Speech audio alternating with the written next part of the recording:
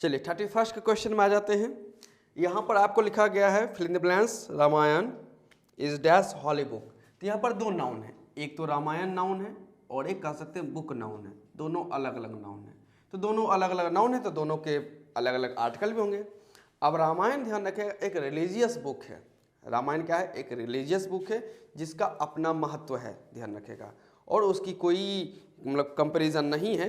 तो बस इतना समझिए कि रामायण जो एक रिलीजियस बुक है जो किसी धर्म से, जो एक धर्म से, सनातन धर्म से जुड़ा हुआ है, जो एक खास किताब है। तो वैसे सेंस में हम लोग क्या लगा देते हैं? आर्टिकल द लगा देते हैं। अब यहाँ कहा गया होली बुक, बुक तो नाउन है। अब बुक बहुत सारे होते हैं, बुक की कोई कमी नहीं है, उसमें से एक होली बुक के बारे में बात किया जा रहा है, जो कौन है? रामायण है। तो रामायण के खास होने की वजह से, इस नाउन के खास होने की वजह से हम लोगों ने एक डेफिनेट आर्टिकल द का यूज़ किया। लेकिन ये जो बुक अभी लिखा हुआ है ये तो जनरल है कि क्या है? किताबें बहुत सारी हो सकती हैं, किताबें बहुत हो सकती है, रामायण बहुत नहीं हो सकती, रामायण एक ही है। तो इस किताबें के बहुत होने की वजह से ये तो काउंटेबल हो जाएगा। तो काउंटेबल हो जाएगा तो इसको गिनना शुरू करेंगे, गिनना शुरू करेंगे तो ए और एन की तरफ जाता है। अब इसको पहचान लेते हैं साउंड के तौर पर। तो होली, तो होली बोलने में लिप्स का यूज हो रहा है, हो है ना, लिप्स का यूज है, लिप्स का यूज है, तो इससे पहले क्या लगाइए? ए लगाइए। तो आंसर हो जाता है the Ramayana is a holy book. आगे कहा गया है eggs are sold by fill in the blank से डजन लिख दिया गया है, eggs are sold by blank dozen. अब अंडों को यहाँ पे सेल किया जा रहा है, तो सेल कैसे किया जाता है? डजन के हिसाब से। डजन का मतलब यहाँ क्या किया जा रहा है? डजन का मतलब यहाँ एक डजन से है, मतलब एक दर्जन के हिसाब से बेचा जा रहा है, क्योंकि डजन काउंटेबल है ना, 1 डजन 2 डजन 3 डजन हो सकते हैं। तो यहाँ पर कहा गया एक दर्जन के हिसाब से बेचा जाता है, यानी आप ए और एन कहना चाह रहे हैं तो यहाँ पर डजन। अब डजन एक कॉन्सोनेंट साउंड है, इसके पहले क्या लगा देंगे? ए, बोल के ट्रैक कर लीजिएगा, कॉन्सोनेंट साउंड है। 33 में आ जाते हैं। Have you seen dash red fort? Red fort. अब ध्यान रखिएगा, जब कभी मैं आपको रेड फोर्ट की बात करूं, सॉरी रेड फोर्ट की मैं बात करूं, लाल किला की बात करूं, तो रेड फोर्ट हम लोगों का एक हिस्टोरिकल बिल्डिंग है, सॉरी हिस्टोरिकल बिल्डिंग है, ध्यान रखिएगा।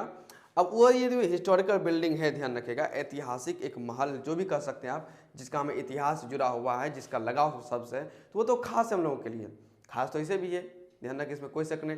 रेड फोर्ट के कोई कह सकता है कि खासियत नहीं है? खासियत तो है। यदि खासियत है तो लगाइए आर्टिकल द, ये क्योंकि वो डेफिनिट है, तो डेफिनिट के पहले क्या लगाना पड़ेगा? Article the. 34 में आते हैं। He plays dash tabla, he plays. अब उसका जो कहा जा रहा है कि वो ही प्लेज डैश तबला, तो tabla is a musical instrument, tabla is a musical instrument, और म्यूजिकल इंस्ट्रूमेंट के पहले हम लोग क्या लगाते हैं? आर्टिकल द लगाते हैं। तो लगाइए, जितने भी म्यूजिकल इंस्ट्रूमेंट है उसके पहले लगाइए आर्टिकल द, जनरली ऐसा होता है। तो ही प्लेज द तबला। आगे कहा गया Ram is not dash popular leader, popular leader. अब इतना ध्यान रखेगा, लीडर एक नाउन है, पॉपुलर का पार्ट्स ऑफ स्पीच क्या है? एडजेक्टिव है। और लीडर तो काउंटेबल होते हैं, लीडर बहुत सारे हो सकते हैं, लीडर बहुत सारे हो सकते हैं, यानी आप इसको काउंट करने की कोशिश कर रहे हैं, काउंट करने की कोशिश कर रहे हैं, तो लगाइए आर्टिकल ए और एन। अब साउंड किसका लेंगे? पॉपुलर का। तो पॉपुलर लिप्स का यूज हो जाएगा बोलने में, स्टार्ट में पॉपुलर, पॉ पॉ पॉ, यानी ये यूज हो गया कॉन्सोनेंट साउंड, और कॉन्सोनेंट साउंड पहले क्या लगाएंगे? आर्टिकल ए लगाएंगे। 36 में आते हैं। This room is full of smokers, this room is full of smokers. Smoker जानते हैं? जो स्मोक करता है। अब यहाँ कहा गया कि यह रूम जो है स्मोकर से भरा हुआ है, तो इस मतलब इस रूम में ज़्यादातर जो रहने वाले हैं वो स्मोक करते हैं। तो स्मोकर सबसे पहली बात, यहाँ तो कोई खास बात हुई नहीं, स्मोकर्स कोई खास तो हुआ ना, कोई डेफिनेट तो है नहीं, और तो आर्टिकल द लगेगा नहीं। और ये ठहर गए वहाँ से प्लुरल, क्या ठहर गए? प्लुरल। डेफिनेट हुए नहीं तो द लगा नहीं। अब इनडेफिनिट होने के लिए मतलब काउंटेबल होने के लिए हो नहीं सकते, क्योंकि ए और एन का यूज़ हम लोग काउंटेबल तो है, लेकिन ए और एन का यूज़ हम लोग सिंगुलर के पहले करते हैं, प्लुरल के पहले नहीं करते हैं।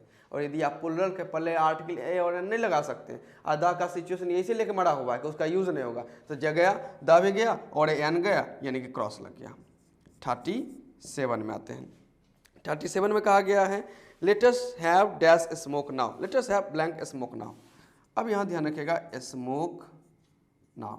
अब इतना बात रखिएगा, कुछ वर्ड हैं, हैव हैं, टेक हैं, मेक हैं, हैव टेक मेक, ये सब कुछ वर्ड है। अब इनके बाद जब भी आपको कोई वर्ब रहे या नाउन रहे, कोई भी वर्ब रहे या नाउन रहे, ऐसे सिचुएशन आपको ए और एन लगाना ही पड़ेगा। तो यहाँ कहा जा रहा है late us have dash smoke now, तो स्मोक का मतलब ये धुआं की बात नहीं, स्मोक का सेंस हम लोग सिगरेट करते हैं। स्मोक का सेंस किस लिए है? सिगरेट के लिए यूज़ कर रहे हैं। जैसे वहाँ गेम का मतलब क्या था? एक मैच से था, मैच से था। यहाँ स्मोक का मतलब सिगरेट से है। तो कभी कभी हम लोग ध्यान रखें, यहाँ ऐसा भी कह सकता है late us have a cigarette now. Cigarette रहता तो आप आसानी से पता आता अच्छा ठीक है काउंटेबल है, लेकिन यहाँ पर कभी वो उस वर्ड को मेंशन ना करके उसके सिनोनिम्स के तौर पे जो फिट बैठ सकते हैं उसको यहाँ पर रख दिया जाता है। तो स्मोक उसी लिए आया हुआ है, स्मोक उसी लिए आया हुआ है, तो यहाँ लगा देंगे A, let us have a smoke now. 37। अब आते हैं 38 में। क्वेश्चन हम लोगों का बहुत आगे बढ़ रहा है। 38 में कहा गया his salary is 10,000 rupees dash month. अब उसकी सैलरी बताई गई है जो 10,000 रुपीज़ पर मंथ है। पर मंथ करने के बाद एक महीने की सैलरी है, एक महीने की सैलरी है ना, यानी एक महीने की सैलरी अपने काउंट कर लिया तो मंथ के पहले क्या लगाइए? ए लगाइए, ए मंथ। 39 में आते हैं। इज ब्लैंक है very honourable man, very honourable, honourable man. अब यहाँ से इसे समझने की कोशिश करते हैं। मैन नाउन, ऑनरेबल एडजेक्टिव, और वेरी का पार्ट्स ऑफ स्पीच क्या है? ये ऑनरेबल के बारे में बता रहा है, यानी कि ये एडवर्ब है। क्या है? एडवर्ब है। अब यहाँ जो मैन है ये तो जनरल की बात की गई है, जनरल है तो लगाइए, मतलब इंडेफिनिट है तो लगाइए ए और एन, लेकिन साउंड किसका लेंगे? वेरी का। वेरी बोले इट्स नॉट वेरी। अक्सर जो स्टूडेंट्स हैं या मोस्टली जो पर्सन्स होते हैं इसे वेरी बोलते हैं, वेरी कुछ नहीं होता है, इसका साउंड इससे वेरी। क्या है? वेरी। तो वेरी जब बोलते हैं लिस्ट का यूज है वे, वेरी, वेरी, वे, यानी कॉन्सोनेंट साउंड लगाइए ए। 39 के बाद आते हैं 40 में। He send dash SOS, SOS message है, ध्यान रखिएगा। तो SOS जो ही बोलते हैं स्टार्टिंग में आ जाता है ए, SOS, ये शॉर्ट फॉर्म है। SOS क्या है? शॉर्ट फॉर्म है। तो इसका यूज करते हैं, साउंड निकालते हैं SOS, है ना। इसका फर्स्ट साउंड क्या था? एस, SOS, ए, क्या है? ए, यानी इसके पहले क्या लगाएंगे? एन लगाएंगे। 41 में आते हैं। Don't make dash noise. ये तो पता ही है कि हम लोग जब कहते हैं शोरगुल करना तो उसका कहा जाता है मेक अ नॉइस। अभी जस्ट आपको बताए थे ना, हैव, मेक, टेक, इसके बाद जो भी आपको चाहे नाउन आए या चाहे आपको कोई वर्ब आए उसके पहले आपको ए और एन लगाना पड़ता है। तो उसी में आ जाता है, ध्यान रखिएगा, कहा गया है मेक, ब्लैंक यूज किया गया है, और नॉइस। इसके पहले आपको ए और एन लगाना पड़ेगा, और नॉइज ए कॉन्सोनेंट साउंड है तो ए लगाएंगे तो मेक अ नॉइस। 42 में आते हैं। फिल इन द ब्लैंक से FIR इज लॉस्ट, मतलब FIR लॉस कर दिया है, मतलब दाखिल करवा दिया गया, तो जनरल सी बात है। तो FIR का फर्स्ट साउंड क्या है? ए। FIR का फर्स्ट साउंड क्या है? ए है, तो ए लगाते हैं, लगाइए एन, FIR। 43 कहा गया है स्वीटी रीड्स, हाँ आंसर फिर से क्वेश्चन में पढ़ रहा हूँ पूरा। Sweety reads dash Gita everyday, Sweety reads dash Gita everyday. अच्छी बात है, स्वीटी पढ़ रही है, बहुत अच्छी बात है। अब यहाँ जो गीता है एक रिलीजियस बुक है। क्या है? रिलीजियस बुक है। वाह, स्वीटी जो है एक रिलीजियस बुक पढ़ती है, बहुत अच्छा बात है, तरक्की करेगा बउआ। चल स्वीटी अच्छे से पढ़ते रहना। चलिए आते हैं, तो स्वीटी कौन सा किताब कर रही है? पढ़ रही है गीता, जो क्या है? रिलीजियस बुक है, सनातन धर्म से जुड़ा हुआ एक रिलीजियस बुक है। रिलीजियस बुक के पहले क्या लगाते हैं? आर्टिकल द लगाते हैं, बिकॉज इट इज पार्टिकुलर, क्योंकि ये खास है। तो स्वीटी समझना, सिर्फ पढ़ते मत रहना, समझना भी। चलिए 43 के बाद आ जाते हैं 44 में। Dash water of this river is pure, वाह इस नदी का पानी क्या है? प्योर है, अच्छी बात है, पीना चाहिए। चलिए मिलेंगे तो कभी पी लेंगे। आगे आते हैं। हाँ, इसमें समझने वाली बात है कि वाटर ऑफ दिस रिवर।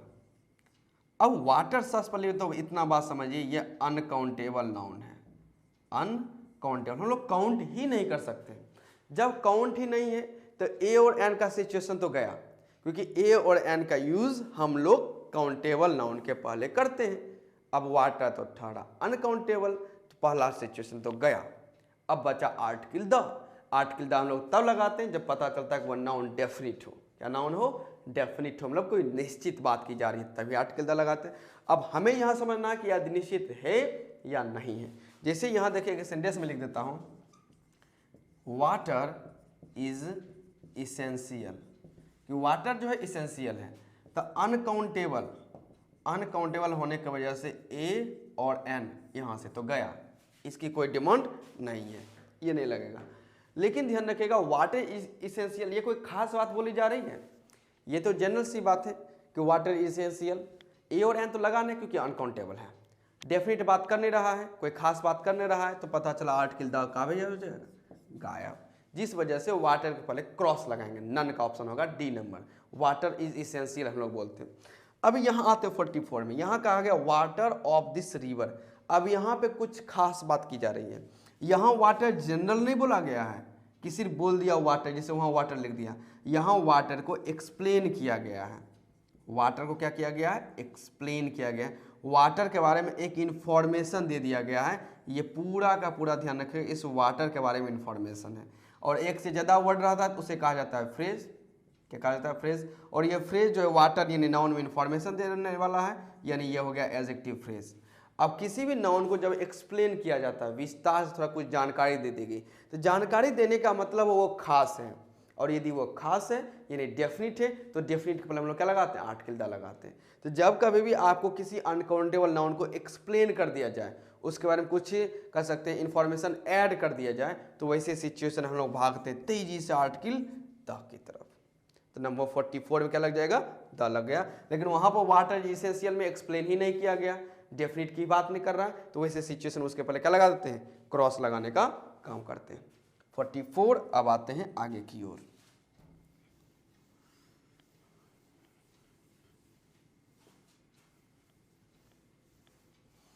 चलिए 44 से आंसर आ जाते हैं अब 45 की तरफ। 45 कहा गया ही प्लेज ब्लैंक टेनिस है, वही बात हो गई, टेनिस एक गेम का नाम है, तो इसके पहले क्या लगा देंगे, क्रॉस। 46 में आते हैं, will you have dash coffee, यहाँ कहा गया हैव डैश कॉफ़ी। अभी जस्ट आपको समझाया गया था, हैव मेक और टेक के बाद हम लोग जनरली क्या लगा देते हैं, कोई वर्ब हो या कोई भी नाउन हो तो हम लोग उसके साथ आर्टिकल ए और एन लगाने का तो काम कर ही देते हैं। तो यहाँ पर बताइए कॉफ़ी, अच्छा कॉफ़ी का साउंड क्या है, कॉफ़ी का साउंड क्या है, कॉफ़ी वॉवेल है, ओके, कॉफ़ी का जो साउंड है वो वॉवेल है कि कॉन्सोनेंट है, पता करके बताओ जल्दी जल्दी, पता कर लिया, चलिए अच्छी बात है, आप लोगों ने पता कर लिया, आप लोग विद्वान हैं, इसमें कोई शक नहीं है, आप लोग ज़रूर अच्छा कीजिएगा लाइफ में, आई विश, ज़रूर, बस मेहनत करते रहो, इसमें कोई शक नहीं। अब मेहनत करने के लिए कभी थको नहीं, जब खाने से ज़िंदगी में नहीं थक रहे हो, बचपन से अभी तक खा रहे हो, तो बचपन से जब तक खाओगे तब तक पढ़ोगे, इतना ध्यान रखना, जब तक खाते रहना है तब तक पढ़ते रहना है, जिस दिन खाना बंद उस दिन पढ़ना बंद। इसलिए घर में मम्मी पापा कहते हैं यदि पढ़ोगे नहीं तो घर में खाना ही नहीं देंगे, जाओ, यदि नहीं पढ़ोगे तो खाना देंगे ही नहीं, पढ़ोगे तो खाना मिलेगा। इसका एक और सिचुएशन है, कमाओगे तो खाना मिलेगा, या तो पढ़ लो तो खाना मिलेगा, ओके, और नहीं तो कमा लो तो खाना मिलेगा। और हम लोग तो अभी कमाने वाले हैं नहीं, इसलिए फिलहाल पढ़ लेते हैं जिससे खाना मिलते रहे, इसलिए पढ़ोगे तो खाना मिलेगा, कमाओगे तो खाना मिलेगा। अभी हम लोगों के कमाने की एज है नहीं, तो पढ़ लेते हैं, तो जितना अच्छे से पढ़ लेंगे उतना अच्छे से खाना भी मजे से खाएंगे, तो फिलहाल पढ़ते हैं। तो कॉफ़ी एक कॉन्सोनेंट साउंड है, यहाँ लगाएंगे A, let us have a coffee. 47 में आते हैं, 47 my brother is dash SI of police, SI of police.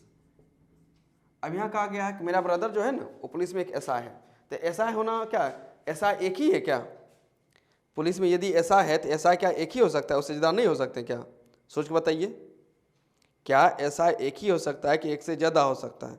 उसके बाद पता कीजिए, ए लगाइएगा कि एन लगाइएगा, तेजी से बताइए क्या करें, कुछ करें कि ना करें।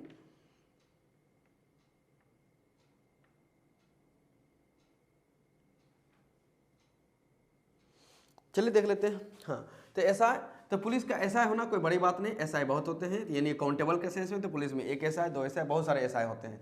तो एसआई का साउंड चेक करते हैं, एसआई में क्या है, वॉवेल साउंड, एसआई का पहला साउंड क्या आता है, ए, यदि ए है तो लगाइए इसके पहले क्या चीज़, एन, यहाँ जाएगा एन, एसआई। 48 में आ जाते हैं, 48 में कहा जाएगा San Francisco is a dash fine town, यहाँ कहा गया फाइन टाउन। अब टाउन तो यहाँ पर नाउन है, फाइन एडजेक्टिव है, और टाउन काउंटेबल है, बहुत सारे टाउन हो सकते हैं, उसमें से सैन फ्रांसिस्को एक है। तो सैन फ्रांसिस्को एक हो, यानी खास होने की वजह से उसके सैन फ्रांसिस्को पहले आर्टिकल द का यूज़ नहीं होगा, क्योंकि वो खास है अपने आप में, इसलिए यहाँ देखिएगा वहाँ पर आपको ब्लैंक नहीं दिया जाएगा, और यदि दिया भी जाएगा तो उसे क्रॉस कर दीजिएगा। आगे आते हैं टाउन, जो कॉमन नाउन है ध्यान रखिएगा। कॉमन नाउन में अब टाउन कॉमन नाउन मतलब इसके इससे और भी हो सकते हैं। फाइन एडजेक्टिव, और फाइन जब बोलते हैं हम लोग साउंड की चेक करें तो फाइन में कॉन्सोनेंट साउंड है। फाइन लीव्स का यूज होता है, फाइन फॉ है ना, फॉ लीव्स का यूज होता है। तो लीव्स का यूज होने की वजह से हम लोग क्या लगाते हैं, ए 49 में आते हैं। कहा गया है she was killed in blank accident है। अब उसका एक्सीडेंट में डेथ हो जाना, तो एक्सीडेंट काउंटेबल है, एक्सीडेंट बहुत सारे होते रहते हैं, तो ऐसे ये काउंटेबल की सेंस है, तो काउंटेबल के सेंस के लिए ए और एन की तरफ भागते हैं। एक्सीडेंट का पहला साउंड है ए, एक्सीडेंट का पहला साउंड क्या है, ए, तो ए है वोवेल साउंड, इसके पहले क्या लगाएंगे, एन। नंबर 50 में आ जाते हैं। 50 में क्या कहा गया, Kashmir is dash Switzerland of India. अब यहाँ समझते हैं, यहाँ पे दो सेंटेंस लिखा गया, मतलब दो नाउन हैं, Kashmir is dash Switzerland of India. अब कश्मीर एक नाउन है, स्विट्जरलैंड भी नाउन है, लेकिन समझने वाली बात है, जब ये कहा जा रहा है कि कश्मीर जो है भारत का स्विट्जरलैंड है, तो भारत में कश्मीर एक स्विट्जरलैंड है, भारत में इंडिया में कश्मीर एक स्विट्जरलैंड है, तो ऑब्वियसली कश्मीर है, इसमें कोई डाउट नहीं है। तो स्विट्जरलैंड जो वर्ड लाया जाता है ये किसी और कंट्री का है, तो जब आप कंपैरिजन करते हैं, आपके अपने किसी एक जगह का कंपैरिजन किसी दूसरे फेमस जगह से करते हैं, कश्मीर का इंडिया में अपना खास बात है और स्विट्जरलैंड दुनिया में भी खास बात है, इसमें कोई दिक्कत नहीं है। तो जब आप किसी एक खास जगह का कंपैरिजन किसी दूसरे खास जगह के कंपैरिजन से कर रहे हैं, ओके, तो वैसे सेंस में जो दूसरा हम लोग नाम लाते हैं उसके पहले हम लोग क्या लगाते हैं, आर्टिकल लगा सकते हैं। जैसे कश्मीर कहा जा रहा है भारत का स्विट्जरलैंड है, तो कोई और भी देश कह सकता है कि मेरा ये स्टेट जो है या मेरी ये जो इकोनॉमिक पावर है या जो भी कह सकते हैं, वो अभी क्या है कि उसके पहले हम लोग आर्टिकल लगा सकते हैं, कंपेरिजन कहा जाता है। मतलब जैसे स्विट्जरलैंड ऑफ इंडिया हो सकता है, तो स्विट्जरलैंड ऑफ मतलब कोई और भी कहा जा सकता है, स्विट्जरलैंड ऑफ रसिया भी कह सकते हैं। रूस में भी कोई जगह होगा जिसे कहा जाता है स्विट्जरलैंड ऑफ रसिया कहा जा सकता है, इसमें कोई दिक्कत नहीं। अमेरिका में भी कहा जा सकता है, जो भी बात कर सके। तो कहने का सिचुएशन है जब आप कंपेरिजन करते हैं इस प्रकार के, तो हम लोग क्या लगाते हैं, आर्टिकल द लगाने का काम करते हैं। तो Kashmir is the Switzerland of India. चलिए 50 क्वेश्चन हो गए हैं अभी तक में। चलिए अब धीरे धीरे फिर आगे बढ़ते हैं 51 से।